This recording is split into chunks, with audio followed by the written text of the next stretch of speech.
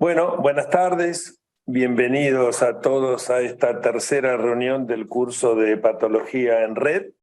Saludos especiales para los colegas de Latinoamérica, de Honduras, de Bolivia, de varios países que nos acompañan. Como siempre, empiezo agradeciendo a todos los que hacen que este curso sea posible. A Fundié, a Sandra, que está sufriendo en Italia y le mando un beso. A Dayana, que me acompaña de Telemedicina del Cruce, como siempre, y a Gador por hacer esto posible.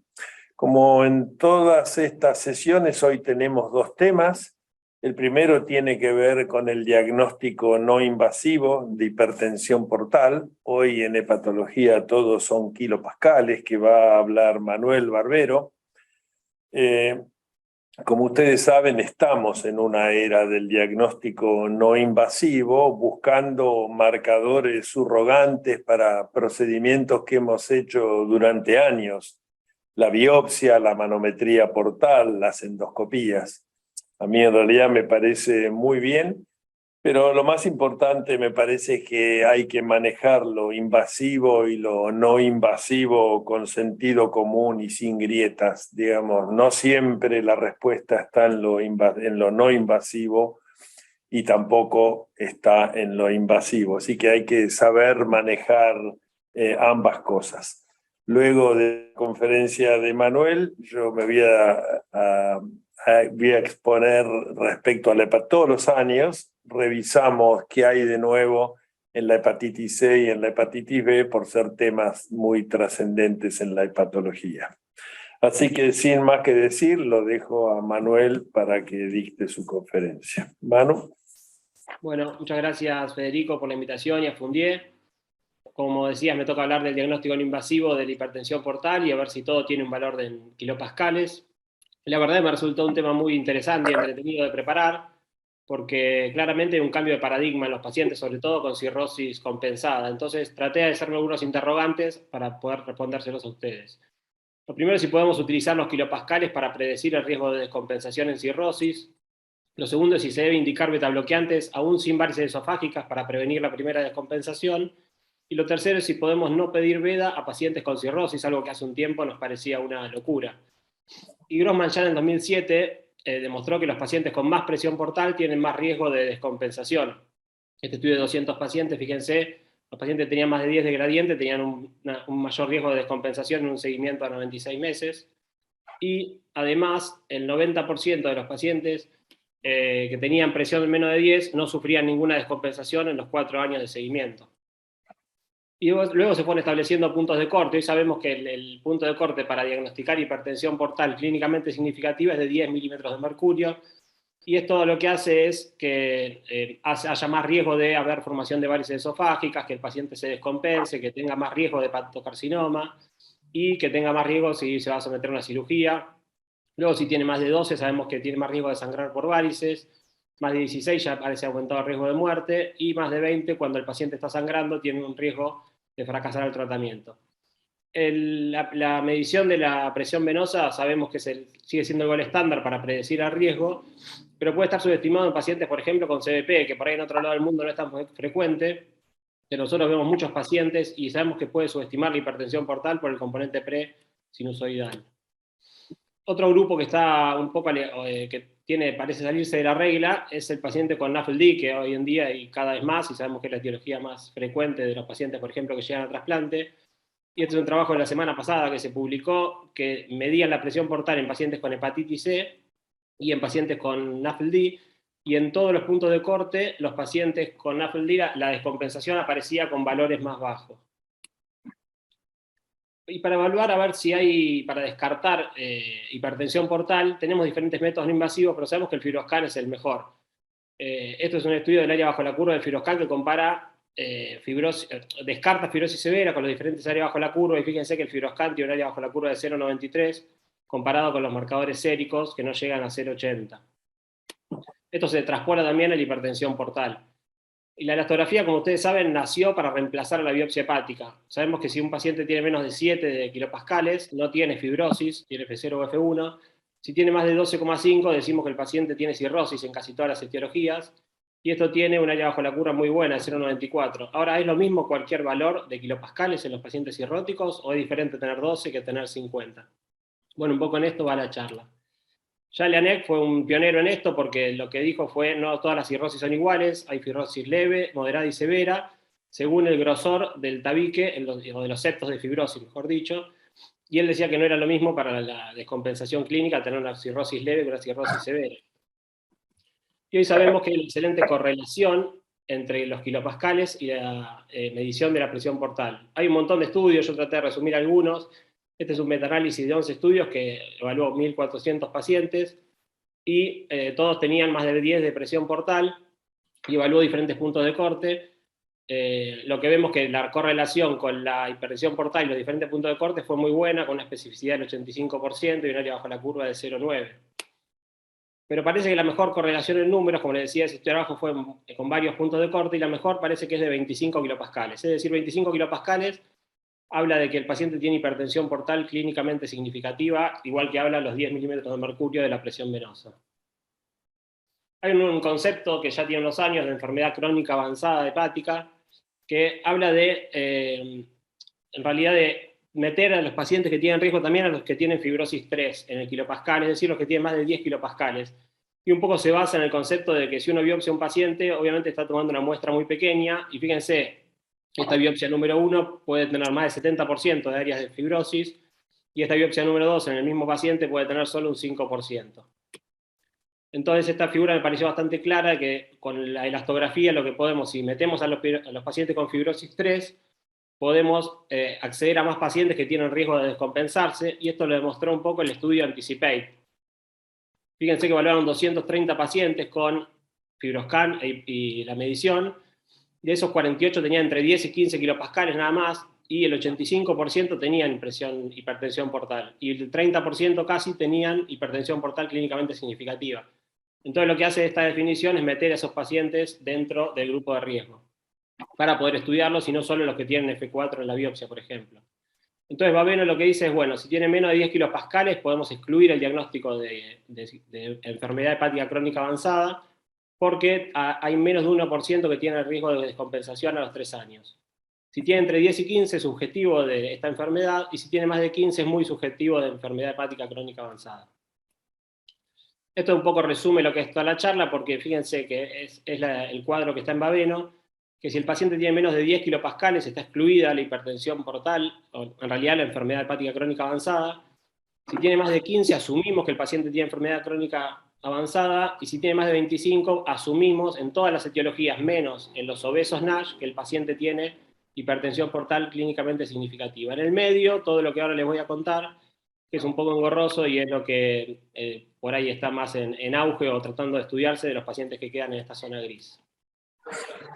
Hay un metaanálisis que se hizo ya en el 2018 que evalúa diferentes puntos de corte para descartar o confirmar la cirrosis, la hipertensión portal clínicamente significativa.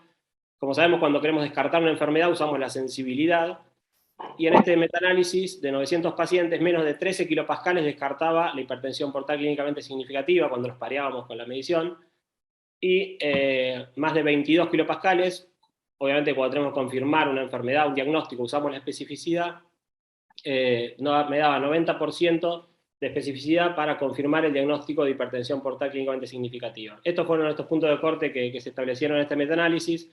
Van a ver que Baveno usa algo similar, pero un poco diferente.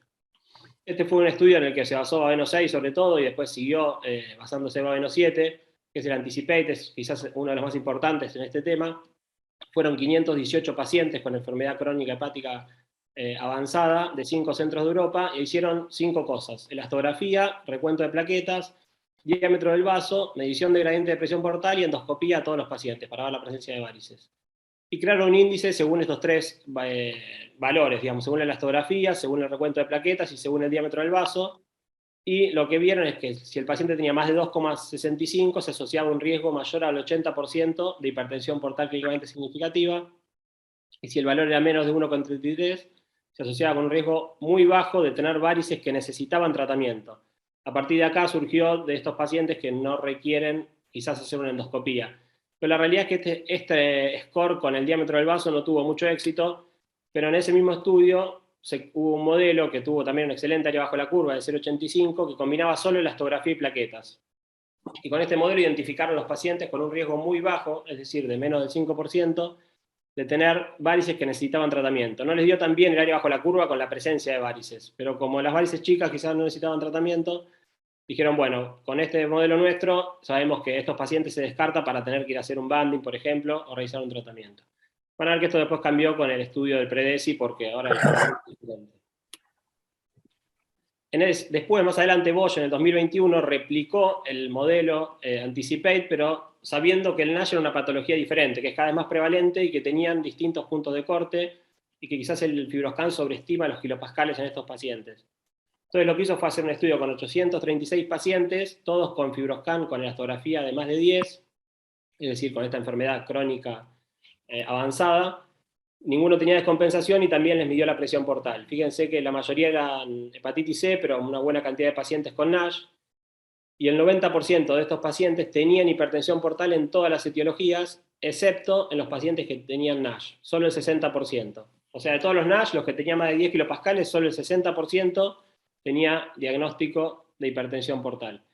Y menos aún en los pacientes que tenían obesidad y NASH, es decir, un BMI mayor a 30, solo el 53%. O sea que con la correlación en los pacientes con NASH no parece ser tan buena. Entonces lo que hizo fue crear otro score con kilopascales, recuento de plaqueta y BMI para poder diferenciar mejor estos pacientes con NASH. A su vez, este estudio, de manera secundaria, trajo otras dos cosas muy importantes. Fue que determinó el mejor cutoff para correlacionar con hipertensión portal clínicamente significativa, 25 kilopascales, siempre excluyendo a los pacientes con obesidad y NASH. Y a la vez, algo que hoy en día utilizó Baveno, es que descartaba hipertensión portal clínicamente significativa en todas las etiologías en los pacientes que tenían menos de 15 kilopascales y más de 150.000 plaquetas. Entonces Baveno 7 se agarró de eso, dijo, bueno, si el paciente tiene menos de 15 kilopascales y más de 150.000 plaquetas, descartamos hipertensión portal clínicamente significativa con una buena sensibilidad, más del 90%. En los no obesos que tienen menos de 25 kilopascales, usemos el modelo del Anticipate, es decir, entre 20 y 25 y menos de 150.000 plaquetas, o entre 15 y 20 y menos de 110.000 plaquetas. Federico, perdón, me dijiste hable de números, espero no marearlos, después lo voy a repetir esto, pero la realidad es que Baveno dice esto, para repasar, más de 25, sabemos que tiene hipertensión portal clínicamente significativa, entre 20 y 25 vemos las plaquetas. Si tiene menos de 150.000, también descartamos. Si el paciente tiene entre 15 y 20 y menos de 110.000 plaquetas, podemos sospechar de hipertensión portal clínicamente significativa con un 60% de chance de tenerlo. O sea, la realidad es que cuanto más kilopascales, obviamente, necesitamos un valor menor de plaquetas, o sea, un valor más cerca de 150.000, igual nos permite sospechar hipertensión portal clínicamente significativa. Como decía Federico, estos son números y creo que hay que tomar sentido común, ver el paciente que tenemos enfrente. Siempre sirve de usarlo de guía, pero saber que si tiene más de 25 lo podemos confirmar, si tiene entre 15 y 25 nos puede ayudar mucho el valor de plaquetas. Y en los pacientes no obesos, lo que decía recién, más de 25 kilopascales, la especificidad para tener hipertensión portal clínicamente significativa es del 90%, o sea que ya sabemos que tiene riesgo de hipertensión portal endoscópico y riesgo de descompensación. Después lo repaso.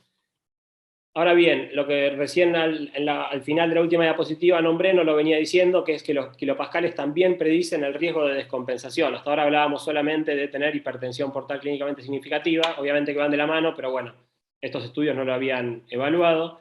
Sí lo evaluó este estudio de Kitson en el 2015, puso un punto de corte elevado, como verán, pero los pacientes que tenían más de 34 kilopascales, un estudio chico de 100 pacientes, la sensibilidad era muy buena para diagnosticar hipertensión portal clínicamente significativa y riesgo de descompensación a los 60 meses. Y los que tenían menos de 34, bueno, ya el riesgo de descompensación, como ven en el gráfico, bajaba un montón. Ahora bien, de lo que le decía del cambio de paradigma, en realidad surge porque, como la mayoría de ustedes seguramente conocen, se realizó este estudio que es el PREDESI, que es un estudio que tiene todo lo que necesita un estudio para ser serio, es un estudio doble ciego, randomizado, controlado, que es raro para este tipo de patologías poder lograrlo. pero lo que hicieron fue evaluar 201 pacientes con cirrosis compensada, pero con más de 10 milímetros de mercurio de hipertensión portal, clínicamente significativa, y los siguieron por 3 años. Y los dividieron en 2 grupos. Un grupo le dieron placebo y a otro grupo de 100 les dieron beta bloqueantes. Se usó en la mayoría propanolol. En realidad lo que hacían era un poco más complejo porque les medían la presión portal, les daban propanolol, si veían que descendía la presión portal, seguían con propanolol o placebo, y a los que no descendía la presión portal les daban carvedilol. La cuestión es que 100 pacientes quedaron en un grupo de beta bloqueantes y 101 en el grupo placebo, y a 3 años se evaluaron descompensación o muerte como endpoint primario. Y la realidad es que les dio una P significativa. Fíjense que en el grupo placebo el 27% tuvo algún evento de descompensación, es decir, ascitis, hemorragia digestiva o encefalopatía, y el grupo beta bloqueante solamente el 16% tuvo alguna descompensación. Lo mismo ocurrió con la presencia de ascitis, fue el otro endpoint que les dio positivo, digamos, o con la P significativa. Fíjense, el 20% del grupo placebo desarrolló ascitis y en el grupo beta bloqueante solamente el 9%. Entonces, en realidad, lo que cambia un poco el paradigma, más que la evaluación de la hipertensión portal, es el PREDESI, pero uno no podría cambiar el paradigma si no tuviese una elastografía, porque sabemos que es complicado medir a todo el mundo. Entonces, lo que hizo García Sado en un review el año pasado es decir, bueno, tenemos un nuevo paradigma porque tenemos la evidencia del PREDESI, tenemos también la evidencia de que el FibroScan puede correlacionar bien la hipertensión portal. Entonces, hasta ahora lo que hacíamos era, teníamos un paciente con cirrosis compensada, le hacíamos una endoscopía, si no tenía varices, endoscopía cada 2 años, si tenía varices chicas, le podíamos o no poner beta bloqueante, si tenía varices grandes o moderadas, iba a ligadura o beta bloqueante. El nuevo paradigma es que si tenemos un paciente con cirrosis compensada, le tenemos que hacer un fibroscan y un recuento de plaquetas. Si el paciente tiene menos de 20 kilopascales o más de 150.000 plaquetas, hay que evaluar de hacer un seguimiento con fibroscan y plaquetas cada 1 año. Si el paciente tiene entre 20 y 25 kilopascales y menos de 150.000 plaquetas, lo que salió del modelo Anticipate, tenemos diagnóstico de hipertensión portal clínicamente significativa, igual que si tiene más de 25 kilopascales, más allá de las plaquetas. Entonces, estos pacientes, en vez de hacerle endoscopía, le iniciamos carvedilol. ¿Para qué? Para prevenir la primera descompensación. Entonces, como ya estamos tratando como profilaxis primaria, si tuviese o no varices esofágicas, podemos no hacer endoscopía, y ahí creo que ya les fui contestando casi todas las preguntas. Entonces, el cambio de paradigma es este. Bueno, tenemos un cirrótico que tiene hipertensión portal por métodos no invasivos o sumándole el recuento plaquetario, le ponemos directamente carvedilol porque sabemos que podemos prevenir la primera descompensación, no solo para tratar las varices esofágicas. Después Babeno sumó otras recomendaciones en cuanto a este tema de la medición de la hipertensión portal por métodos no invasivos o de la elastografía, y es que si el paciente tiene contraindicado el uso de beta bloqueantes, podemos evitar la endoscopía en algunos pacientes, es decir, le tenemos que hacer endoscopía solamente si tiene más de 20 kilopascales o si el recuento plaquetario es menos a 150.000.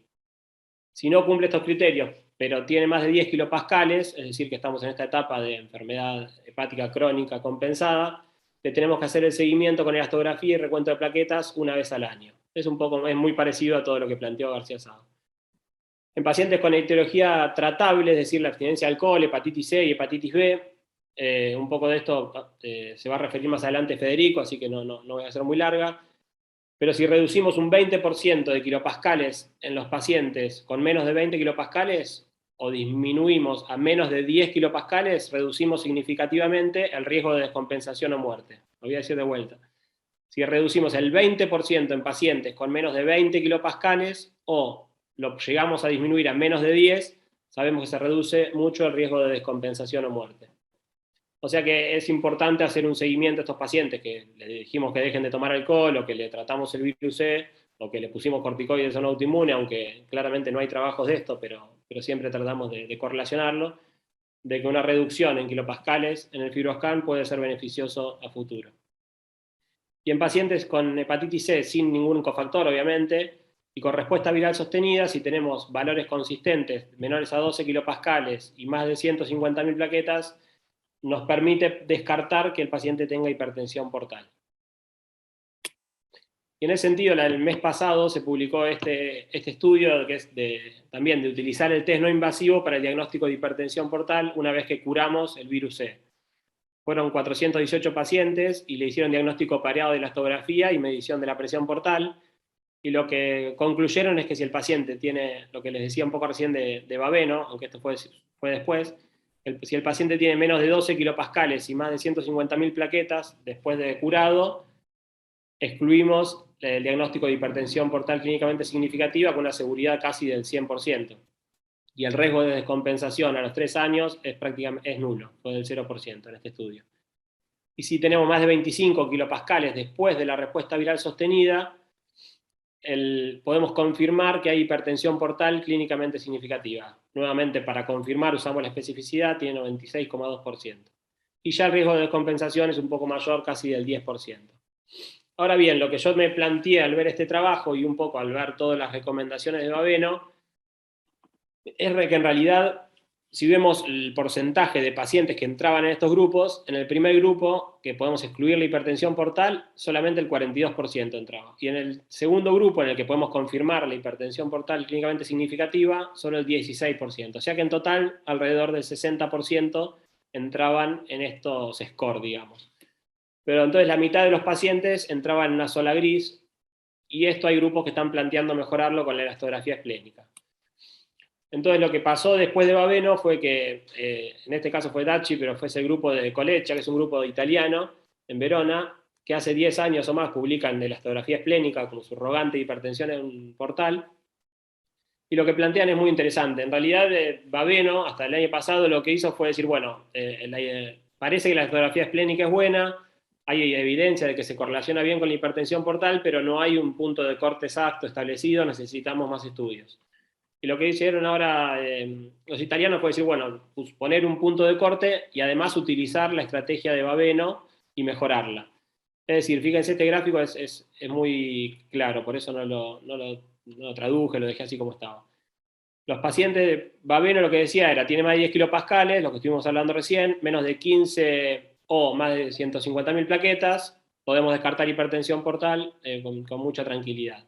Si tiene más de 25, los tenemos que tratar con betabloqueantes porque sí o sí tienen hipertensión portal clínicamente significativa. Ahora, en el estudio que hicieron ellos de 200 pacientes, el 55% quedaban en esta zona gris, es decir, que tenían en el medio un poco menos de 25 kilopascales y las plaquetas normales y demás. Entonces no podían definir bien si el paciente tenía o no hipertensión portal clínicamente significativa. Entonces lo que hicieron fue sumarle un punto de corte de la elastografía esplénica. Entonces fíjense que le pusieron el punto de corte de 40. Entonces, a todos los pacientes con enfermedad crónica hepática compensada, es decir, más de 10 kilopascales, que cumplen 2 de estos 3 criterios, podemos descartar hipertensión portal. Es decir, que tienen menos de 15 kilopascales, más de 150 de 1000 plaquetas, igual que Baveno, y también se suma menos de 40 kilopascales en la elastografía esplénica. Entonces, esto hace que se metan más pacientes en esta regla, digamos. Lo mismo ocurre del otro lado, si tenemos más de 25 kilopascales o menos de 150.000 plaquetas o más de 40 de kilopascales en la elastografía esplénica, haciendo 2 de 3, podemos confirmar el diagnóstico de hipertensión portal y ponerle betabloqueantes. Entonces, haciendo este modelo, los pacientes que quedaban en la zona gris eran solamente el 7 al 15%. Creo que es muy interesante, creo que va por ahí el futuro. Sabemos que la elastografía esplénica con la sonda común o con la XL no es lo mejor, digamos, hay una sonda especial que mejora la medición, por lo tanto no está tan disponible, pero creo que para el futuro esto puede ser muy, muy interesante. Y otras preguntas que creí que iban a surgir también es si podemos utilizar otros métodos no invasivos más allá del FibroScan. En realidad, obviamente que hay un montón de trabajos que usan ARFI, que usan ShareWave, que usan resonancia con elastografía.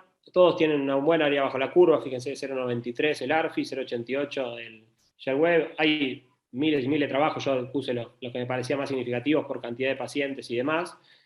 Pero bueno, Baveno esto todavía parece no alcanzar, recomienda hacer solamente elastografía por FibroScan, y sobre todo porque tienen diferentes puntos de corte y no hay trabajos grandes que unifiquen un punto de corte como para poder utilizarlo y tener evidencia suficiente. Así que por ahora para evaluar hipertensión portal como método no invasivo el FibroScan a la cabeza.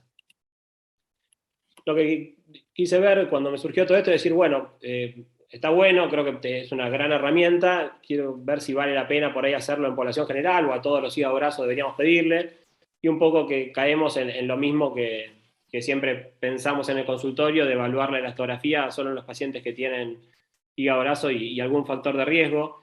En el estudio de O'Brien yo me puse a ver en qué casillero caía cada paciente de los que evaluamos. En el estudio de O'Brien hicimos casi 1000 ecografías, de las cuales 333 pacientes tenían hígado graso y les hicimos elastografía. Y de esas elastografías, a los pacientes con hígado graso, el 94% caería en menos de 10 kilopascales. Fíjense que entre los 187 que tenían menos de 5 kilopascales y 127 de menos de 10 kilopascales, caían casi todos, así que el 95% prácticamente podíamos excluir el diagnóstico de enfermedad crónica hepática avanzada. Solamente el 5% estaría en esta franja que necesitaríamos el recuento plaquetario para evaluar si era posible tener hipertensión portal. Y 3 pacientes, es decir, el 1%, tenían más de 25 kilopascales, pero bueno, también había alguno que no ves, o sea, en 3 pacientes solamente podríamos confirmar el diagnóstico de hipertensión portal clínicamente significativa. Entonces, para repasar los números finales, que seguramente fue lo que más confundió, traté de hacer un resumen de lo que fui diciendo y sobre todo de lo que dice Baveno, que creo que hoy en día en esto son los pioneros. Sabemos que si el paciente le hacemos un FibroScan y tiene menos de 10 kilopascales, podemos excluir con mucha certeza el diagnóstico de enfermedad crónica hepática avanzada y también el diagnóstico de hipertensión portal, obviamente. Solamente el menos del 1% tiene un riesgo de descompensación a los 3 años. Si el paciente cae entre 10 y 15 kilopascales, o tiene, mejor dicho, en el FibroScan 10 o 15 kilopascales, con más de 150.000 plaquetas podemos excluir el diagnóstico de hipertensión portal clínicamente significativa. Entre 15 y 20 podemos asumir que tiene enfermedad crónica hepática y tenemos que ver las plaquetas. Si tiene menos de 110.000, el riesgo de tener hipertensión portal clínicamente significativa es considerable, alrededor del 60%. Entre 20 y 25 vemos las plaquetas, si no son normales, es decir, menos de 150.000, asumimos que tiene hipertensión portal clínicamente significativa y a esos pacientes deberíamos ponerle betabloqueante si no está contraindicado. Lo mismo que a los pacientes que tienen más de 25 kilopascales, independientemente del recuento plaquetario. Hay una cosa que a mí me llamó la atención, que no la puse, que el Baveno 7, cuando habla de que vos tenés un FibroScan con más de 10 kilopascales, deberías repetirlo, o dice evaluar test de sanguíneos, digamos, APRI, FIB4 y demás, porque siempre hay un riesgo de que sea un falso positivo. Así que la realidad es que tampoco está tan disponible como para repetir a todos los pacientes que tienen más de 10 kilopascales, pero bueno, siempre hay que tratar de respetar bien el ayuno y si nos quedan dudas, bueno, hacerle un test sanguíneo o eventualmente repetirlo. Sobre todo si nos encontramos con un resultado que nos sorprende, me parece a mí, siempre volviendo a lo que decía Federico al principio, de manejar el sentido común como primordial. Y lo otro que les comenté, que el riesgo de descompensación elevado aumenta a partir de los 34 kilopascales, que eso está aún menos estudiado. O sea, como mensaje final, la elastografía es un buen método para estimar el riesgo de hipertensión portal de manera no invasiva, así como para definir el riesgo de descompensación. Hay una zona gris donde la elastografía esplénica podría definir muchos pacientes, aunque quizás hace falta más evidencias o mejores puntos de corte. Y los pacientes con enfermedad hepática crónica avanzada, en los que asumimos esta hipertensión portal clínicamente significativa, les tenemos que poner betabloqueantes, no solo para tratar una eventual varices esofágicas, sino para disminuir el riesgo de primera descompensación. Muchas gracias. Gracias, Manu. El que quiere hacer alguna pregunta que la haga por el chat. Acá la doctora Prieto pregunta si las limitaciones de la elastografía esplénica son iguales a la de la elastografía hepática, por ejemplo, la obesidad, y si existe alguna correlación entre el grado de esteatosis y los kilopascales. La limitación de la elastografía esplénica sí, pero sobre todo es que es una sonda especial, digamos. Se demostró que la sonda especial tiene un 20% mejor de especificidad, digamos, que la sonda común para hacer la elastografía esplénica, así que la limitación está en eso, porque creo que en Argentina no sé si hay algún equipo con con sonda para la elastografía esplénica. Y del resto de la obesidad, sí. Y también lo que por ahí no comenté, que algunos trabajos hablaban, que me hizo acordar con esto de la obesidad, es que se sabe que hay muy buena correlación en este punto de 25 kilopascales y 10 milímetros de mercurio, pero cuando aumenta el número de kilopascales, y también aumenta el número, obviamente, de los milímetros de mercurio de la presión portal, se sabe que hay peor correlación, y esto se debe a que probablemente el FibroScan, obviamente, que no mide todo lo que es circulación colateral, vasodilatación esplácnica y demás, entonces solo mide la fibrosis. Cuando el paciente avanza la presión portal, la correlación empeora. Y entre el grado de esteatosis y kilopascales, la realidad es que no lo encontré, no sé, no lo vi, no lo vi. En la Argentina hay ahora varios equipos de FibroScan. ¿Por qué nadie tiene una sonda esplénica? ¿Es un problema de costo, de disponibilidad, de qué es? Supongo que sí, y creo que no es tan nuevo esto de que la sonda esplénica, creo que no es tan nueva la sonda esplénica, no es tan nuevo de que la sonda esplénica es mejor que la sonda, o sea, todo el mundo que empezó a hacer hacía con la sonda hepática, digamos, y esta sonda esplénica me parece que es algo más nuevo, digamos. Me parece que va por ahí. Sí. Te quiero hacer una pregunta. ¿Cuán operador dependiente es un FibroScan? ¿Qué pensás, digamos? Sí, a mí lo que más me llamó la atención es eso, esa recomendación de Baveno, decir, bueno, repetilo porque hay muchos falsos positivos, porque si uno va después a ver las correlaciones son buenas, todas las áreas bajo la curva son arriba del 90, o sea que no debería haber tanto falso positivo, por lo menos en esto de evaluar lo no invasivo. Lo que sí se sabe es que entre fibrosis 2, fibrosis 3, ahí es donde el FibroScan le erra, y no sé si depende tanto del operador o del tiempo que le dedique al estudio, o de si se cumple el Porque ayuno. no es inusual recibir un FibroScan descolgado de la realidad y al repetirlo que dé un valor completamente distinto. Pero yo te estoy hablando de que venga alguien con un FibroScan que dice F4 y la repetición sea F1. Pero, así que tiene que haber algún tipo de Sí. no sé, de operadores que estén más avesados. No es lo mismo también los estudios que se hacen en un contexto académico a lo que después pasa en la vida real, ¿no? Claro. Sí, Acá sí. te pregunta Natalia Ratzuno, hola Natalia, pregunta, ¿no puede usarse un factor de corrección en los obesos, fuera del cambio de sonda, obviamente, que extrapole los kilopascales para este grupo etario y sea más representativo? Claro, no, en realidad lo que hicieron más que cambiar o que extrapolar los kilopascales fue que fuese el estudio de Anticipate para NASH, que fue meter el BMI en la fórmula, digamos, a ver si mejoraba, pero siempre hablando de hipertensión portal, no de fibrosis, digamos, de medir la fibrosis en obesos. Yo lo que veo personalmente es que esta historia se está escribiendo y que cada grupo líder publica su score y publica una fórmula y le agrega esto y otros hacen el von Willebrand, y la verdad que cuando uno mira esto y mira tu diapositivo con 6 categorías, menos de 10, de 10 a 15, 15 a 20, es complejo para el médico asistencial que no está investigando en esta área. Así que me parece que quizás lo que está claro es que menos de 10 es bueno, más de 25 es muy malo, y en el medio, digamos, hay toda esta área gris. En Argentina debe ser más fácil hacer una endoscopía que un FibroScan, así que después, ¿cuántos años va a tardar esto en cambiar? Y lo otro que te quería preguntar era que cuando tenés todas estas categorías o estas conclusiones basadas en los números, ¿cuánto impacta la etiología? Bueno, en Vos realidad, hablaste un poco de que el NASH es distinto. sí, todo Yo siempre lo que habla. personalmente creo que aún con sonda XL, el NASH sobreestima la fibrosis. Y esto es muy claro en los estudios clínicos, en los protocolos de investigación de NASH que requieren biopsia hepática. Es muy común que pacientes vengan con FibroScan o con ARFI o con APRI o con lo que fuera, sugiriendo estadios F2, F3, y cuando los biopsias no tienen ni F1.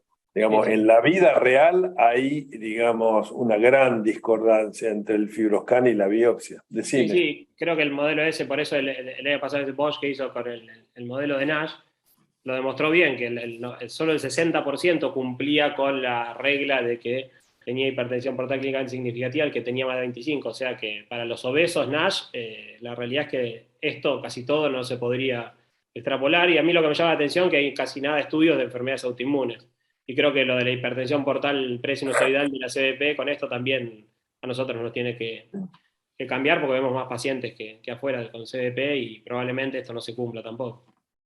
Acá te preguntan por el ayuno y el alcohol, si eso tiene importancia para no sobreestadificar. Sí, sobre todo el ayuno. El ayuno no son ayunos prolongados, son ayunos de 3-4 horas, pero es muy importante para no. Y lo otro que preguntan acá es si le das a alguien beta bloqueante, si le baja los kilopascales esplénicos. Eso la verdad que no lo sé, tendría que estar bueno para estudiar si tiene respuesta a la elastografía esplénica. Se está siempre buscando el antifibrótico o algún fármaco que mejore la fibrosis. El beta bloqueante por ahora se sabe obviamente que mejora la presión portal y las descompensaciones, pero que mejore los kilopascales. Y la otra es que todos estos números que diste, y creo que lo aclaraste, son FibroScan, no son ARFI, no son resonancia. Bueno, la resonancia es muy cara. Me llamó la atención que tenga un área bajo la curva baja, porque yo, digamos, tengo entendido que es el método más específico que hay para medir la fibrosis, que el problema está en que requiere un software, es caro, lleva mucho tiempo en el resonador y por eso no se hace. Sí. Pero en casi todos los protocolos de investigación es cierto que casi todos son de hígado graso, hacen resonancia. Hacen FibroScan, pero es como que el gold standard es la resonancia. Sí, es más específico, pero sí, es cierto que es difícil hacer y está menos estudiado, hay menos estudios de todo, sí, con resonancia. Sí. Bueno, Manu, gracias. Si hay alguna otra pregunta que no creo en el chat, te agradezco por tu conferencia muy clara. Entonces vamos a continuar en el programa.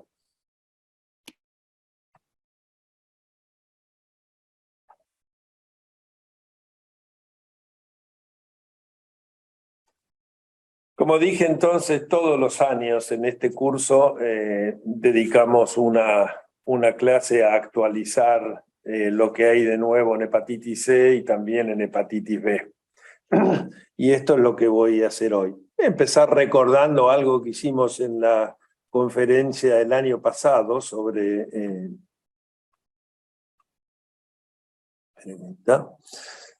la hepatitis C, que es, bueno, todos los días hablamos sobre el proyecto de eliminación de la hepatitis C de la Organización Mundial de la Salud para el año 2030. Pero fíjense que ahí la barra vertical marca el 2020 y cuando tomaron los países de alto ingreso, ahí de Latinoamérica está solo Chile, solo el 20% de los países, de acuerdo a sus publicaciones, van en camino a poder cumplir la meta de la OMS, o sea, en bajar significativamente el número de casos y el de muertes. Así que la estimación de eliminar la hepatitis C para el 2030 suena por demás optimista. Vamos a hablar muy brevemente del diagnóstico y del tratamiento, porque en este caso no hay demasiadas novedades. Lo primero en cuanto al diagnóstico es que en todo el mundo lo que se está buscando es tratar de simplificar el camino desde la primera visita hasta el tratamiento para que los pacientes no se pierdan en el camino. Y esto es especialmente válido para adictos intravenosos o pacientes que tienen poca compliance. Como ustedes pueden ver ahí, uno tiene una primera visita, le pide un anticuerpo, el paciente va al laboratorio, se saca sangre, vuelve con el anticuerpo, uno le pide la PCR, va al laboratorio, vuelve y recién uno empieza a hablar de tratamiento. Y hoy se está tratando de acortar esto hasta 1 o 2 visitas. En parte uno puede usar las pruebas rápidas o las pruebas incluso con sangre seca, y ya hay muchos laboratorios que cuando llega un pedido para hepatitis C hacen los anticuerpos, la PCR, todo junto. O sea, esto es para tratar de aumentar el número de pacientes tratados y disminuir el número de pacientes perdidos. Respecto al armamentario diagnóstico, quizás lo más importante de lo reciente es la utilización del antígeno core de la hepatitis C, que esto se usa para lugares donde por un problema de complejidad de laboratorio no se pueda disponer de biología molecular. El antígeno core es un método técnicamente simple y es muy útil para el diagnóstico, no solo para el diagnóstico por su buena correlación con la carga viral, sino también para el monitoreo de la respuesta al tratamiento. Lo que ustedes están viendo ahí es un metaanálisis que analizó 8.136 muestras en las cuales se hicieron las dos cosas. Como pueden ver, tiene muy pocos falsos positivos. Los falsos negativos son un poco más altos, 3%, o sea que no es el test ideal comparado con la PCR, con la carga viral, pero en lugares donde no hay acceso a la biología molecular es una prueba considerada muy útil y recomendable. Para hablar de tratamiento, hoy ya no hablamos más de otros regímenes que no sean los dos regímenes pangenotípicos, que son los que están comercialmente disponibles y cuyo precio no es significativamente mayor que otros regímenes que usamos antes, como el Sofodacla o el Ledipavir o el Grasoprevir, el Vasvir. Hoy todo está limitado a esto. Como ustedes saben, el Sofvel en todas las poblaciones se usa por 12 semanas, mientras que el GP se puede acortar a 8, excepto en los casos de más riesgo que uno debería seguir dando 12. Cuando uno ya mira estudios de vida real, no los estudios, digamos, de centros académicos, estos son data de Sofvel y como pueden ver, todas las barras están cerca del 100%. O sea que hoy se curan la enorme mayoría, tanto con Sofvel como GP, como ustedes pueden ver en esto que también es de vida real, 7.000 pacientes, se curan el 98%, no importa que sean cirróticos, expuestos, que tengan insuficiencia renal. Hoy ya no hay grupos especiales, sino que con estos regímenes se curan prácticamente todos.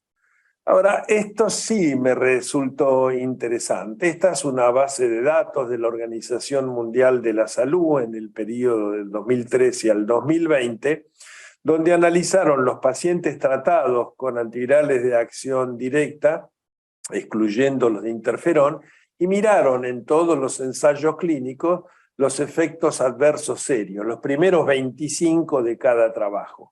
Como ustedes pueden ver, analizaron 56.000 efectos adversos, y 2.185 fueron considerados serios o que comprometen la vida.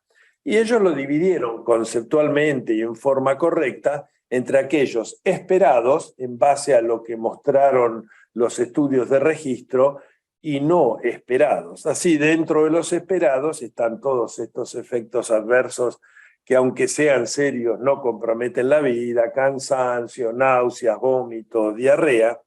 Pero lo que es interesante, y ellos alertan de mirar esto para adelante, son los no esperados. Y estos fueron complicaciones pulmonares, disnea, neumonía, fallo respiratorio y complicaciones cardíacas que llegan incluso hasta el paro cardíaco. El mensaje de estos autores es: esto es poco frecuente, pero ha sido reportado. De ahora hacia adelante, presten atención en los pacientes que uno trata. Quizás hoy el tema más importante en la práctica clínica cuando tratamos un paciente para hepatitis C es el que no responde. El que no responde generalmente tiene que ver con resistencia y la pregunta es, bueno, ¿qué hacemos para el retratamiento?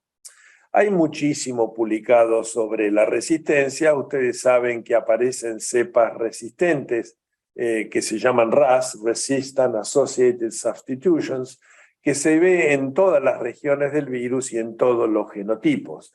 Entonces ustedes tienen ahí las RAS NS3 que tienen que ver con los antiproteasas, las NS5A, y muy poca resistencia pre y post en la NS5B, que es donde actúa el sofosbuvir. Ahora bien, ¿qué importancia tiene? Primero, no está indicado evaluar la resistencia antes del tratamiento, pero si uno la hace, la presencia de cepas resistentes basales puede afectar la respuesta al tratamiento. Y la respuesta es no, en general, salvo que haya una cantidad de cepas resistentes que supere el 10 al 25% del genoma. Ustedes saben que el virus de la hepatitis C circula como un conjunto de cuasiespecies. Si en esas cuasiespecies hay más del 10 al 25% de cepas resistentes, eso puede disminuir la resistencia al tratamiento. De todos modos, aún en centros especializados no está indicado hacer un test de resistencia antes del tratamiento. Las resistencias que más importa son las que se dan en la región NS5A. Recuerden que Sofodacla, Dacla es un NS5A, Sofoledi, Ledi es un NS5A, entonces ahí es donde se concentra el tema. Ahora bien, si uno tiene RAS basales en la región NS5A, ¿esto modifica el tratamiento? Y la respuesta es no para los tratamientos modernos. No modifica en nada la respuesta sostenida al GP, pero cuando uno usa Sofvel, ustedes saben que el genotipo 3, digamos, es el que menos responde al Sofvel, pero menos responde significa que en vez de 100% es 95%. Pero lo importante de la emergencia de cepas resistentes en la región NS5A es que, a diferencia de la resistencia en la región NS3, que es donde actúan los IP, cuando aparece resistencia al NS5A persisten por años o persisten de por vida. En cambio, las resistencias en el área NS3 desaparecen rápido en semanas o meses. Dicho de otra forma, cuando fracasa un tratamiento, la resistencia que es más preocupante para el retratamiento es en la región NS5A. Ahora, muy bien, ¿qué hacemos hoy en la vida real cuando un paciente fue tratado con cualquier régimen moderno de antivirales de acción directa y el paciente no responde? Bueno, hoy se los divide en tres categorías. Los pacientes de menor riesgo, que son aquellos pacientes que no tienen cirrosis o que tienen cirrosis compensada y fracasó un tratamiento, cualquiera de los que fuera. En estos pacientes, todas las sociedades coinciden en que la forma de tratarlo es usar la combinación de sofosbuvir, velpatasvir y voxilaprevir, Vosevi, que en Argentina lo comercializa Gador. Ahora, si hay pacientes que, además de haber fracasado a un tratamiento, tienen cirrosis avanzada o fracasaron a más de un tratamiento, acá lo que la mayoría de los autores recomiendan es cruzar los tratamientos. Es decir, usar IP, como es el GP, pero agregarle sofosbuvir, que prácticamente nunca tiene resistencia. Y en aquellos pacientes de máximo riesgo, con fracasos de múltiples tratamientos usando los PAM genotípicos, ahí uno puede usar o la combinación de Sofvelvox o la combinación de GP y sofosbuvir, pero agregarle ribavirina o prolongar el tratamiento de 16 a 24 semanas. Aún en los casos más complejos, digamos, cuando fracasa el tratamiento, la enorme mayoría se solucionan con el nuevo Sofvelvox. Y así ustedes pueden ver este metaanálisis de 15 estudios con 1.800 pacientes. El 96% logró obtener respuesta viral sostenida. Como siempre, fíjense que el genotipo 3 es aquel que genera más problemas. Como dije, un poco más problemas para el Sofvel que para el GP. De modo tal que cuando uno usa Sofvelvox ante un tratamiento fracasado, tener genotipo 3 y tener cirrosis son factores predictores negativos. Pero fíjense que por protocolo, 96%. Y si ustedes miran este estudio en el cual tomaron 40 pacientes que no respondieron al Sofvelvox, o sea, no respondieron a lo mejor que hay, nuevamente la mitad fueron genotipo 3 y el 70% tenían cirrosis. Bueno, tratados con algunos combos como GP más Sof más menos ribavirina o Sofvelvox más ribavirina, el 80% de los pacientes tratados respondieron. Por lo tanto, hoy en día, prácticamente todos los pacientes se pueden curar si uno utiliza todos los recursos terapéuticos en forma combinada. Las manifestaciones extrahepáticas es un tema súper interesante de la hepatitis C y cada vez se describe más impacto de este virus en distintos órganos y sistemas, prácticamente todos. Y es así que cuando uno ve estas tablas, bueno, hay asociaciones muy fuertes, demostradamente causales, como es la cría o los linfomas, pero cada vez hay más asociaciones significativas con un sinnúmero de enfermedad y otras posibles. Dentro de las posibles, ya hace tiempo que se viene hablando del impacto de la hepatitis C en el sistema nervioso, no solo el periférico como figura en esta columna, sino también el sistema nervioso central. Y ha habido múltiples estudios que han demostrado que el virus de la hepatitis C penetra en el sistema nervioso central. Y así se ha demostrado la presencia del virus, también de sus proteínas, en muestras de autopsias de pacientes con hepatitis C, por inmunohistoquímica o por biología molecular. Es decir, el virus puede producir alteración tanto en el sistema nervioso central como en el periférico, y esto está claramente en este review del año pasado, donde describe todo lo que puede producir el virus de la hepatitis C en el sistema nervioso. Vasculopatía cerebral aguda y crónica, eso incluye ACV, isquemias transitorias, encefalopatías agudas o subagudas, con trastornos cognitivos, confusión, alteraciones de la conciencia, con digamos, la demostración en la resonancia de alteraciones en la sustancia blanca, procesos inflamatorios, leucoencefalitis, encefalomielitis, mielitis transversa, y desde ya en el sistema nervioso periférico en distintas formas, poloneuritis, mononeuritis. Y cuando uno mira las manifestaciones extrahepáticas de la hepatitis C, este es un metaanálisis enorme de 102 estudios, fíjense ahí que ahí vieron 140.000 pacientes con hepatitis C. El síntoma más frecuente o la manifestación extrahepática más frecuente es la depresión, sugiriendo no solo que el virus de la hepatitis C puede producir cuadros neurológicos, sino psiquiátricos o neuropsiquiátricos. Y cuando uno mira las manifestaciones neuropsiquiátricas de la infección por el virus de la hepatitis C, que surgen claramente en estos estudios de calidad de vida, un porcentaje muy alto de estos enfermos tiene irritabilidad, fatiga mental, depresión, como mencionaba antes, trastornos de la memoria o del sueño, trastornos cognitivos. Es decir, todo esto es muy frecuente. Pero esta introducción me lleva a mostrarles un tema que me pareció original, que es qué pasa con la enfermedad mental severa. Y me pareció muy provocativo este estudio que demostró en 255 pacientes con enfermedades mentales, por lo menos la mitad eran esquizofrenia o los llamados desorden esquizofrénicos, encontraron que el 15% de estos pacientes tenía infección por virus C. Ellos eran adictos intravenosos, es decir, tenían una explicación alternativa, la cifra es por demás elevada.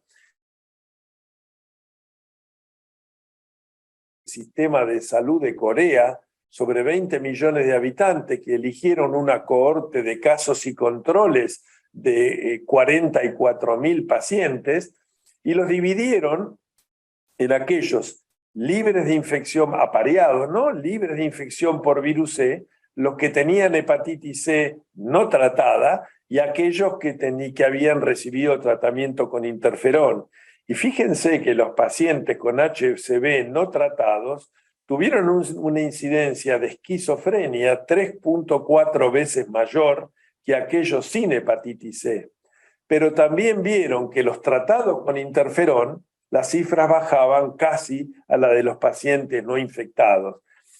Por más que esta es una conclusión, digamos, arriesgada de algún punto de vista o provocativa, los autores concluyen que el virus de la hepatitis C es un factor potencial de riesgo para la esquizofrenia y que ese riesgo podría ser revertido con el tratamiento, en este caso con el interferón. Así que me pareció algo interesante.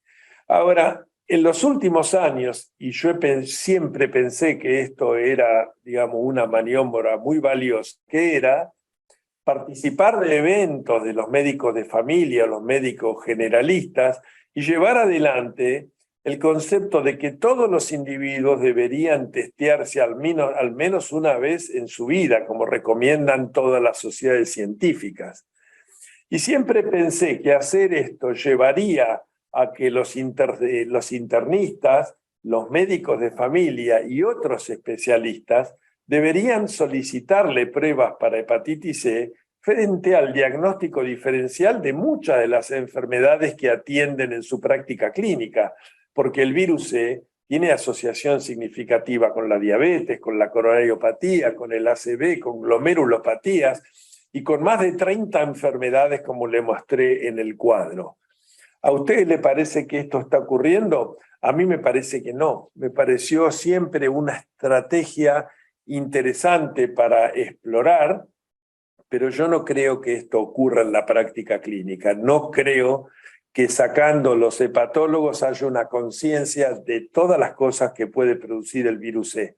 Y no solo las que puede producir, sino que está demostrado que cuando uno trata a estos pacientes baja el riesgo coronario, cerebrovascular, la diabetes se hace más controlable. El próximo paso, que Manuel ya habló bastante de esto, es algo muy actual. Un paciente tiene una respuesta viral sostenida, bueno, ¿cómo lo seguimos?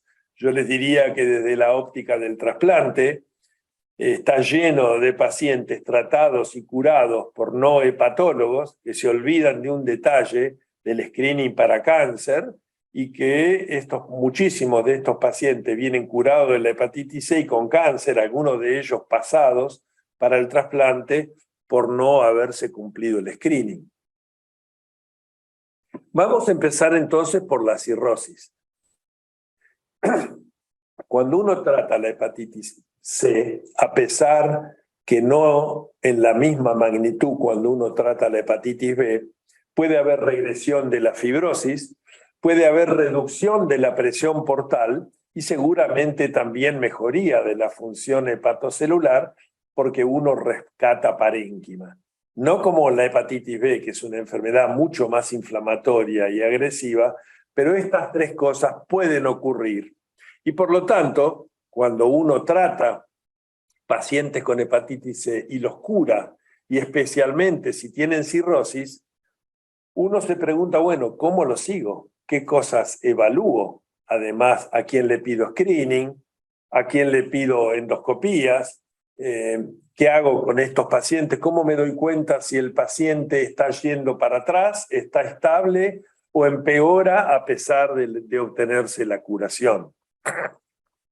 Este es un estudio global, es un metaanálisis de 24 estudios con más de 2.000 pacientes que se curaron con interferón o con antivirales orales. Es una mezcla de cirróticos y no cirróticos.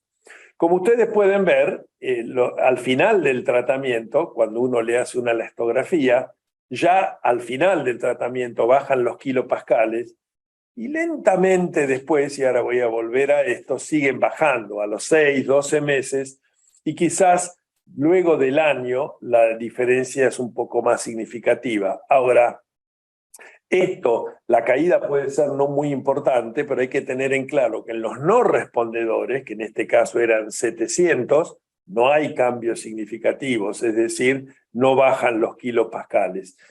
Y cuando uno compara el interferón con los antivirales de acción directa, hay mayor disminución con los antivirales que con el interferón, una mediana de 4 o 5 kilopascales versus 2.6, con una diferencia que en este caso es significativa. Pero esto es conceptual.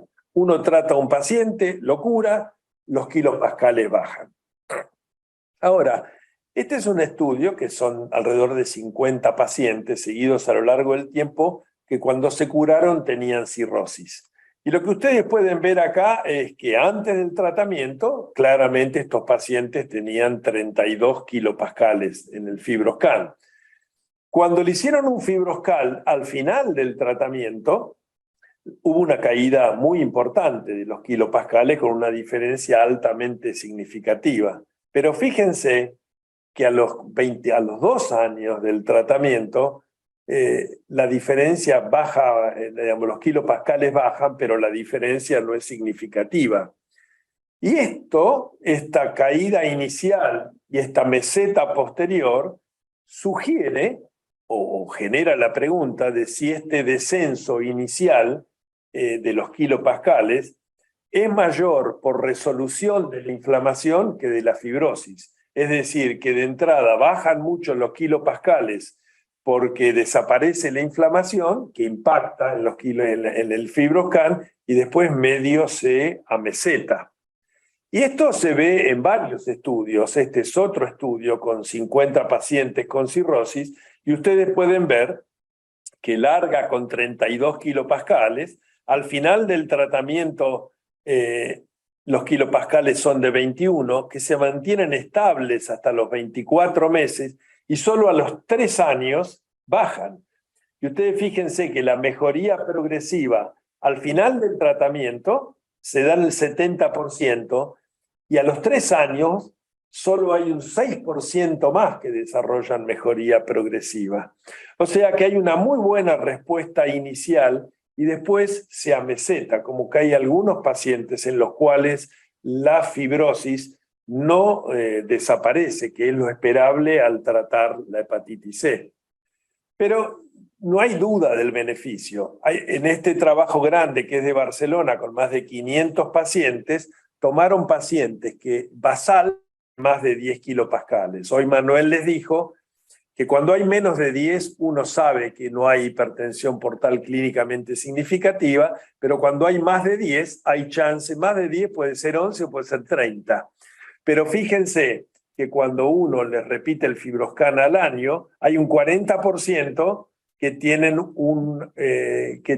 una elastografía con menos de 10 kilopascales. Es decir, pacientes que tenían de 10 a 20 o más de 20, un porcentaje apreciable baja por debajo de los 10, que es, yo le diría, algo muy deseable. Ahora bien, ¿es perfecta la medición no invasiva de la fibrosis en un paciente luego de obtener respuesta viral sostenida? Y la respuesta es no. Este es un estudio también del Clinic de Barcelona, que tenían un número muy grande de pacientes, 740 pacientes, que tenían un FibroScan basal más de 9 kilopascales. A un subgrupo de estos pacientes les hicieron una biopsia hepática a los 3 años y encontraron que a los 3 años 40% de los pacientes seguían teniendo cirrosis. Pero lo que pasó aquí es que un porcentaje no despreciable de estos pacientes con F4, o sea, con cirrosis, tenían una elastografía normal, menos de 9.5, 12 de 32, y menos de 8, 6 de 22. Y cuando ellos exploraron el área bajo la curva para evaluar fibrosis en pacientes usando la biopsia hepática como gold standard, el área bajo la curva fue mala para el FibroScan y fue mala también para el APRI y para las pruebas, digamos, serológicas. La conclusión de este trabajo es que las pruebas no invasivas no son confiables para evaluar el estadio de fibrosis luego de la respuesta viral sostenida. Yo diría que no son completamente confiables porque hay mucha otra data que demuestra que la correlación es mejor que en este trabajo. Pero bueno, esta es la información que está publicada. Ahora, dijimos entonces que luego de obtener una respuesta viral sostenida, puede bajar la fibrosis, y ahí vimos que en algunos pacientes ocurre, en otros no. Dijimos también que puede bajar la presión portal. Y este es un estudio en el cual tomaron 176 pacientes con respuesta viral sostenida, les midieron la presión portal a los 2 años y en un subgrupo aún más adelante. Y ustedes pueden ver en la barra verde de la izquierda que cuando estos pacientes se estudian en forma basal, todos ellos tenían un gradiente de presión portosistémico mayor a 10, o sea, hipertensión portal clínicamente significativa. Pueden ver en la barra celeste que a las 24 semanas, a los 2 años, el 78% estaba por encima de 10 y a las 96 semanas todavía el 53%. Entonces, digamos, lo que ellos están diciendo es, uno trata a estos pacientes, pero a los 2 o 3 años de seguimiento, todavía el 50% sigue teniendo hipertensión portal. Ahora, la contracara sería, en las barras grises, que el 47% deja de tener hipertensión portal.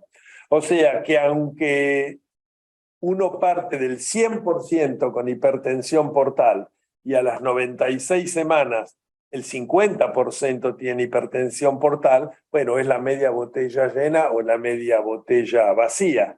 Este artículo dice, a las 96 semanas sigue habiendo hipertensión portal en la mitad, pero uno podría decir, a las 96 semanas la mitad normalizó la presión portal. En este trabajo también, similar al anterior, no encontraron correlación entre la caída de la presión portal y los kilopascales, con una correlación muy no significativa de 0,15.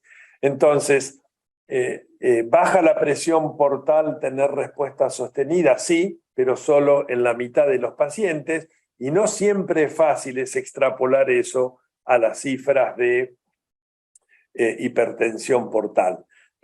Pero sí, digamos, hoy iba a hacer un comentario. La realidad es que los datos que hay sobre el valor predictivo de la manometría portal para todo lo que le va a pasar a un cirrótico es extraordinario. Por algún motivo no es un procedimiento que se popularizó en la práctica clínica, porque son muy pocos centros los que lo hacen. Y no es una medición extremadamente complicada. Acá lo que hicieron en este trabajo es tomaron 67 pacientes con respuesta viral sostenida y un mes después le midieron la presión portal y lo siguieron por 3 años. Y ustedes pueden ver ahí en la curva superior, en la curva color bordeaux, que aquellos pacientes que tenían una presión portal más de 16 o más de 16, un gradiente portosistémico alto, esto predecía la descompensación de la cirrosis y ustedes pueden ver que a mayor presión portal, mayor descompensación, como mencionó Manuel. Es decir, medir la presión portal es un muy buen método para predecir la descompensación de la cirrosis y estos autores, al igual que el trabajo de Barcelona, dicen que medir por elastografía no tiene tan buena correlación como les gustaría. Ahora, muy bien, otra pregunta que uno debería hacer es, bueno, uno trata a un paciente con cirrosis y lo cura. ¿Qué se hace con las varices? ¿Hay que seguir haciendo screening por endoscopía o no? Bueno, este es un estudio muy importante publicado este año. Tomaron 427 pacientes con cirrosis que tuvieron respuesta viral sostenida y utilizaron, como dijo Manuel, los criterios de Baveno 6, es decir, los criterios de tener menos de 20 kilopascales y plaquetas más de 150.000. Dentro de estos 427 pacientes, 92 tenía criterios favorables, es decir, menos de 20 kilopascales, más de 150.000 plaquetas, y los otros 335 desfavorables. Vieron entonces que aquellos que tenían criterios favorables, solo el 4% tenía varices haciéndole una endoscopía en ese momento, en el momento de la respuesta viral sostenida, y ninguno desarrolló varices durante el seguimiento. Por el contrario, aquellos que tenían estos criterios de Baveno desfavorable, 30% tenían varices y 6,5% no tenían y las desarrollaron. Es decir, que tener criterios favorables es bueno desde el punto de vista de lo que va a pasar con la endoscopía, y los desfavorables no digamos, tienen un desarrollo de varices completamente distintas. Ahora, como ven acá, de estos 335 pacientes con criterios desfavorables, 118 en el seguimiento después de la respuesta viral sostenida pasaron a la categoría favorable de baveno, es decir, bajaron los kilopascales y subieron las plaquetas. Y entonces, lo que ellos sugieren es lo siguiente. Si uno tiene pacientes con estos criterios de baveno favorables y que no tienen endoscopía basal porque no la necesitan, si el paciente hace una respuesta viral sostenida y estos criterios de baveno siguen, digamos, iguales, es decir, favorables, no hace falta hacer endoscopía. Por el contrario, si estos pacientes durante el seguimiento cambian los criterios de baveno y entran en la categoría desfavorable, uno debe hacerles seguimiento endoscópico. Si ahora uno pasa a aquellos que tienen los criterios desfavorables, si el paciente en la endoscopía basal tiene varices, hay que hacerle seguimiento endoscópico. Ahora, si el paciente no tenía varices de esófago, y el estatus de baveno sigue siendo malo, es decir, sigue siendo más de los kilopascales y las plaquetas, hay que hacer seguimiento endoscópico, pero por el contrario, si el criterio se hace favorable, se puede suspender el seguimiento endoscópico. Poniendo todo esto junto, si el baveno basal es favorable tanto antes como después de obtener la respuesta viral sostenida, no hay que hacer veda. Si el baveno basal es desfavorable pre, pero se vuelve favorable post, uno puede parar el seguimiento endoscópico y hay que hacer screening con endoscopía en los pacientes que luego de la respuesta viral sostenida siguen con estos criterios desfavorables, en aquellos que tienen varices basales antes de lograr la respuesta viral sostenida, o en aquellos que tienen una cirrosis avanzada con descompensación previa. Así que esto que fue lo que mostró Manuel, se puede pasar a lo no invasivo luego de obtener una respuesta viral sostenida en pacientes con cirrosis utilizando el combo de FibroScan y recuento plaquetario. Ahora bien, si uno toma pacientes con cirrosis, los cura, ¿qué riesgo tienen de hacer descompensación? Bueno, es variable, pero en general es bajo. Sacando esta serie de Mandorfer que fue con medición de la presión portal y solo 67 pacientes que dio 16% de riesgo de descompensación, en general el riesgo es bajo y va del 0,9 al 6,7%. ¿Cuáles son los predictores? Bueno, yo no tengo ninguna duda que medir la presión portal, como dijo Manuel, es el mejor predictor de descompensación de la cirrosis. Pero como bien dijo Manuel, se trata de buscar surrogantes no invasivos. Y así, en el trabajo de Ponce es el FibroScan con más de 20 kilopascales. En el trabajo de Semler, que son 276 pacientes, ellos tienen otro score que se llama el Vitro, que combina el factor von Willebrand con las plaquetas. En el de Ciancio es el baveno 6. Como dije, como comenté después de la conferencia de Manuel, esta historia, digamos, se está escribiendo. La medición de la presión portal es un hecho, con todos los trabajos de Jaime Bosch, de Roberto, lo sabemos de hace un montón de tiempo, y ahora el gran desafío es buscar equivalentes no invasivos. Brevemente, ¿qué pasa con el tema cáncer? Ustedes saben que antes se decía que los antivirales de acción directa generaban cáncer, esa fue la propuesta, digamos, de Barcelona, de un grupo muy sólido, pero el tiempo ha demostrado que los pacientes que se tratan con antivirales de acción directa no aumentan el riesgo de cáncer. Hoy, el carcinoma hepatocelular es la causa de crecimiento más rápido de muertes relacionadas a cáncer en Estados Unidos. Ahí en el recuadro rojo tienen lo que está pasando en el 2022. El número de pacientes con cáncer, con hepatocarcinoma ha aumentado y sigue aumentando, pero cuando empiece a bajar, lo que va a bajar son los pacientes, digamos, con infección por virus C activa y cada vez a haber más curados. Pero como pueden ver en la línea celeste, la incidencia de HCC en pacientes curados va a seguir aumentando por muchos años. O sea, hoy curar al paciente de la hepatitis C no significa desatender el screening, porque esto lo vemos cada vez más en la práctica clínica y sobre todo en los centros de trasplante, que nos llegan pacientes con cáncer, muchos de los cuales no han hecho screening. Y a mí me parece muy bien que cualquier médico trate la hepatitis C, pero esto es algo que tiene que saber. Este es un metaanálisis interesante de 44 estudios con 37.000 pacientes tratados con respuesta viral sostenida. Y ahí ustedes pueden ver que en la cirrosis, esto está expresado como personas, años de seguimiento, el 2.1% hizo cáncer. Pero ¿a dónde va lo interesante de este trabajo?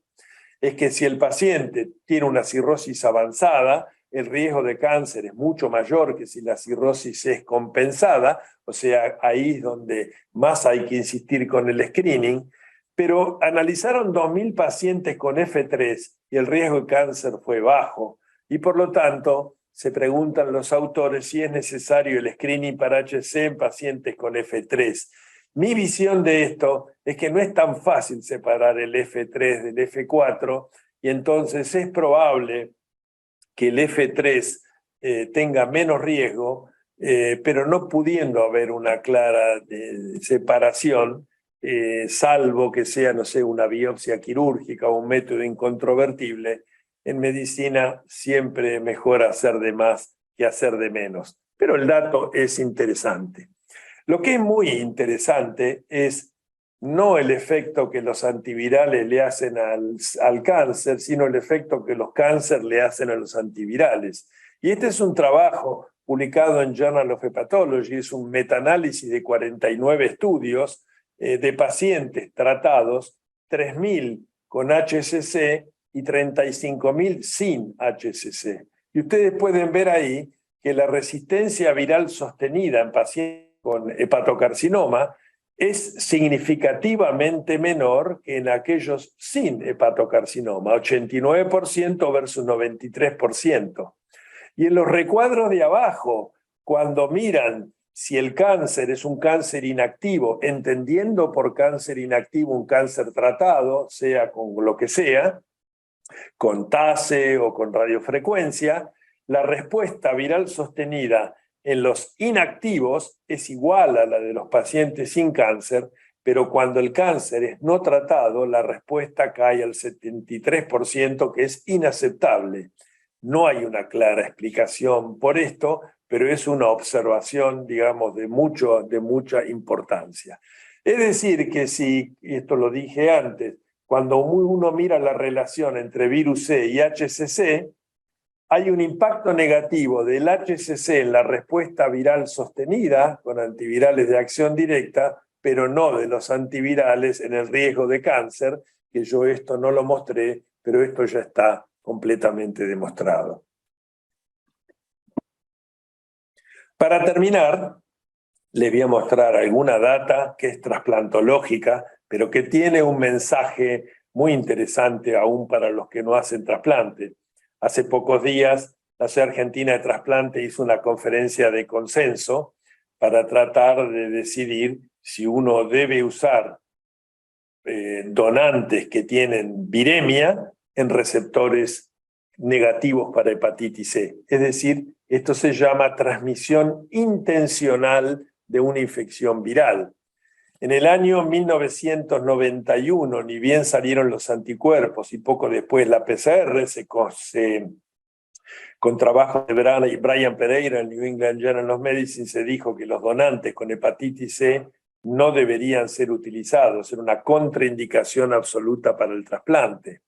Años después se vio que pacientes con hepatitis C podían ser usados en receptores con hepatitis C, y primero se habló de conflictos entre los genotipos, pero en realidad, como uno al paciente lo va a tratar, era una forma de usar estos donantes y después tratarlo al paciente.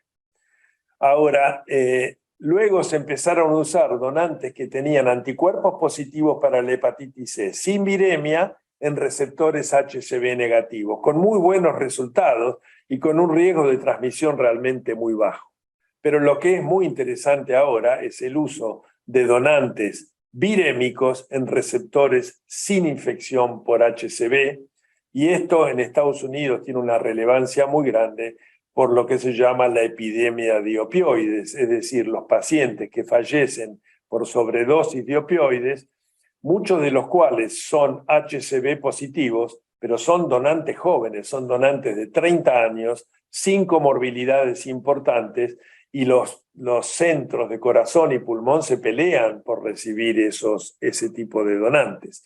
Ahora, ¿cómo se hizo para un cambio tan radical, para pasar de contraindicación absoluta a transmisión intencional en receptores HCV negativos?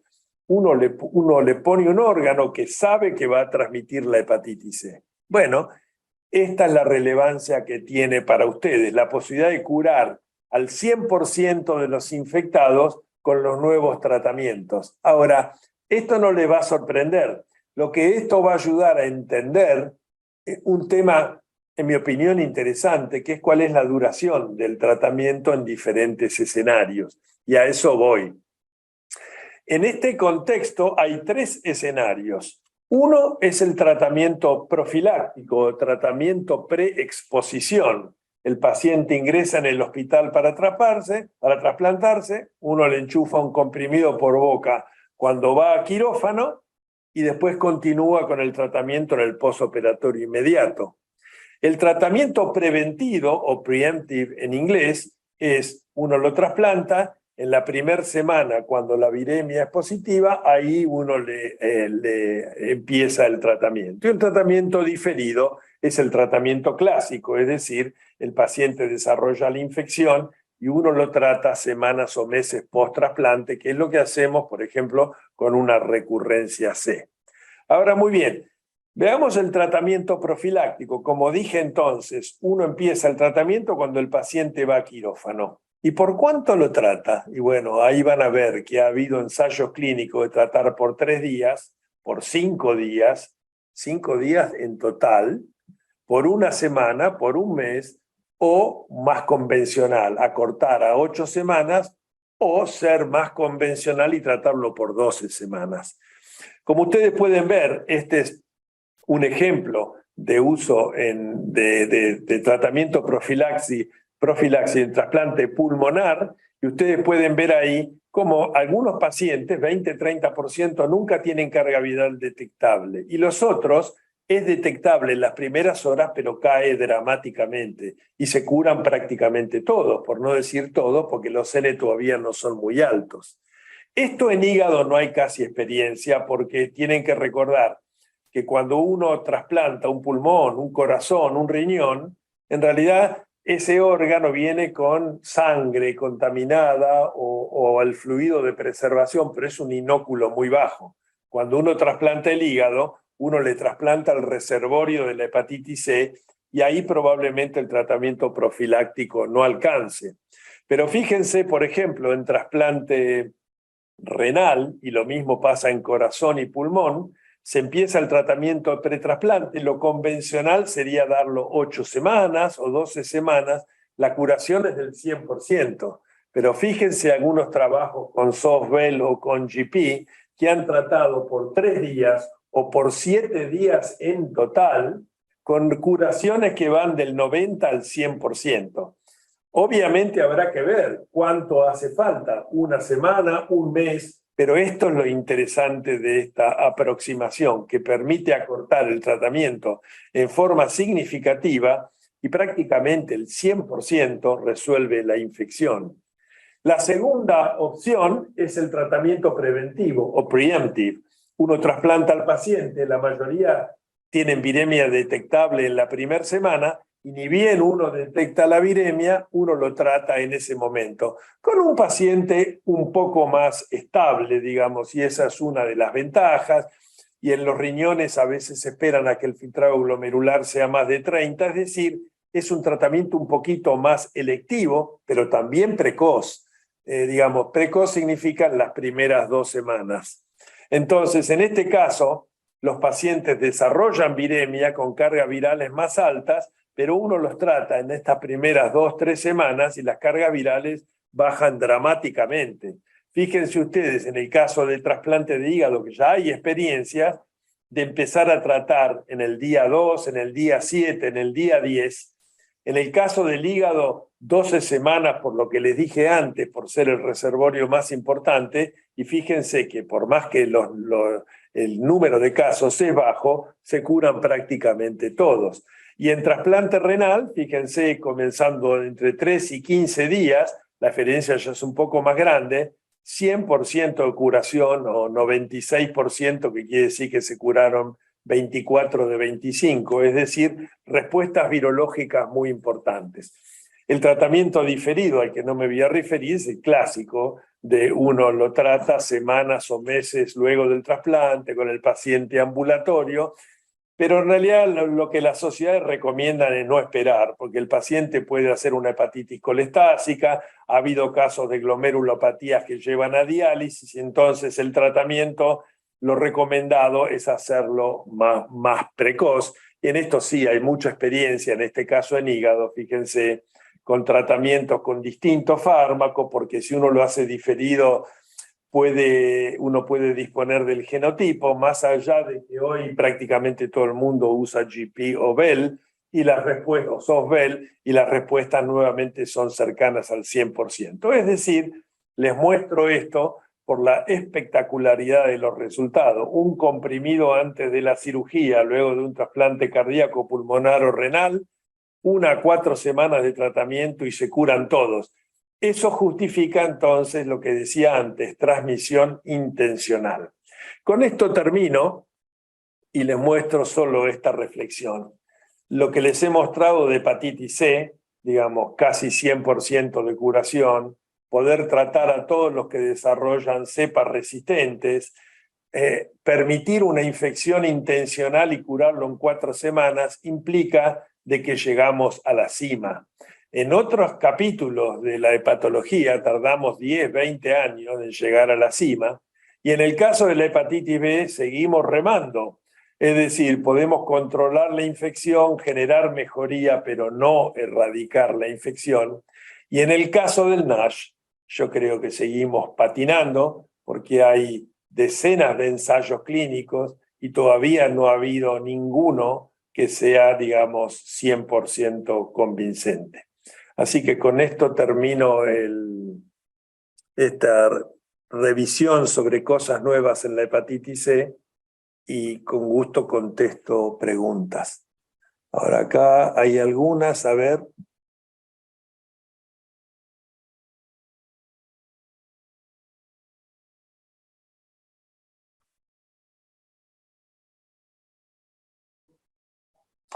Bueno, muy buena pregunta. Pregunta la doctora Corol. ¿Por qué usaron ezetimibe? Muy interesante. El ezetimibe, ustedes saben que el virus de la hepatitis C, para entrar al hepatocito, usa un receptor de lípidos. Y entonces se piensa que el ezetimibe inhibe el ingreso del virus de la hepatitis C a la célula hepática. En este caso, que fue tratamiento profiláctico por poco tiempo, combinaron antivirales de acción directa con el ezetimibe. Es muy provocativo, muy interesante. Por supuesto, faltarán estudios controlados para esto.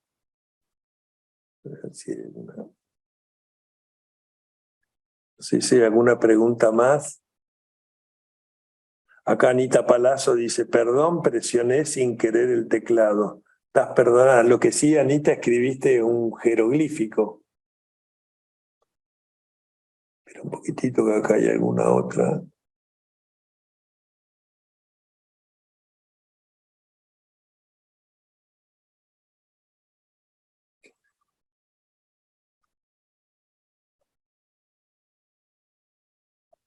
Acá me pregunta, a ver quién es el que pregunta.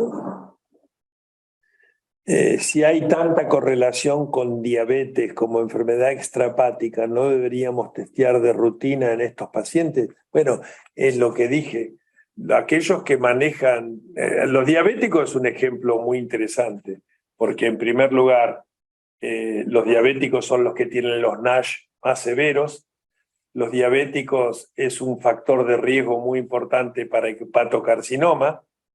Y hay una asociación súper significativa de diabetes con hepatitis C, no solo en cuanto a prevalencia, eso está demostrado en 20 series, sino que además cuando uno los trata y elimina el virus C, mejoran la resistencia insulínica, mejoran desde todo punto de vista. Así que la respuesta es sí. Todo aquel que maneja diabéticos tiene que conocer la relación entre C y diabetes, y si el paciente tiene hepatitis C, sin duda hay que tratarlo. Así que la respuesta es un sí rotundo.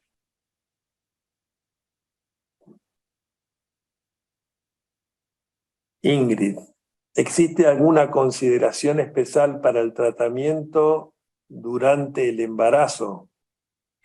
¿Vos te referís al tratamiento de la hepatitis C?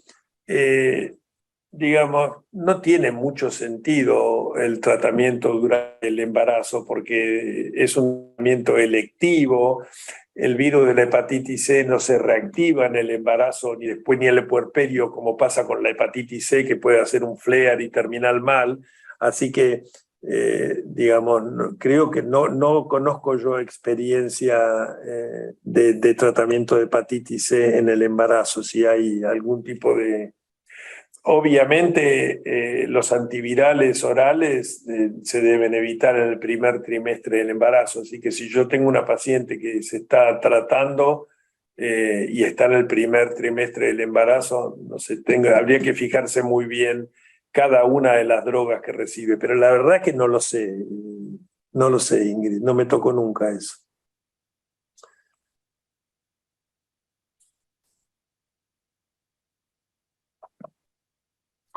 Bueno, les agradezco a todos por su participación y nos va a ver a ver.